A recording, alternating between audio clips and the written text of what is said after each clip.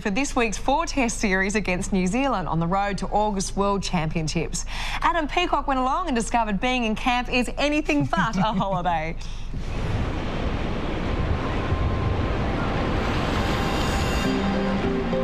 9 a.m. in a sleepy seaside suburb, it's easy to relax, except if you're a basketballer.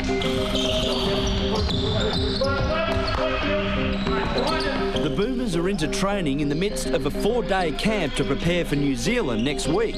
Tactics are taught, but above all, they're here to learn to be a team. The more that you give to something, the less you're willing to surrender. So the more they battle out here and bang against, in actual fact, the rigors of this brings the group closer together. There's 12 spots on offer, including NBA star Andrew Bogut. 19 are here. So for 2.5 hours, they run their butts off. Their reward? It's back at the hotel. And it's cold. Nice. Enjoying it. Very nice. Recovery over, it's buffet time, but they've got to watch what they eat. The dreaded skin fold test is lurking. 14.4. It measures how much fat they're carrying. 0.6. The average punter has about 20% body fat. 3.4 in the calf. Rookie boomer David Barlow is not average.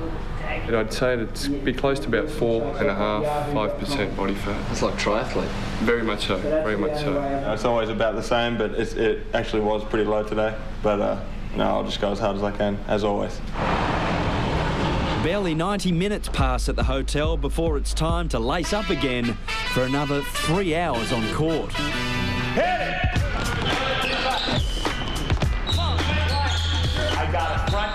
Coach Goorjian throws bucket loads of instructions at his players. Get out of there! Base, high bogey, drive it to the split, swing it, set it, there's no pick. Stop the clock, go again. It's a lot to learn, especially for a school kid. Patrick Mills, at just 17, is tipped for a big future. You don't look like a 17-year-old out there. Do you feel like a 17-year-old out there? Not really. I think that's complimentary to all the other boys, making me fit in like nicely. He's got to find that. The physical part done, back at the hotel, Coach Goorjian reviews their every move for the day, while the players relax. Andrew Bogut could be excused for putting his feet up full stop after his first year in the NBA, but he wouldn't want to be anywhere else. We have a couple of days off in between camps and stuff like that, and that's the time you can kind of maybe screw around with your friends and go do whatever, whatnot. It does get tough, you know, 3–4 hour practices. Sometimes you see guys looking at the ceiling and so on, but you just got to try to keep guys together. Game's over and dinner done, it's back for a team meeting. Goorjian, armed with ammo from his viewing session, gives them thoughts for bedtime.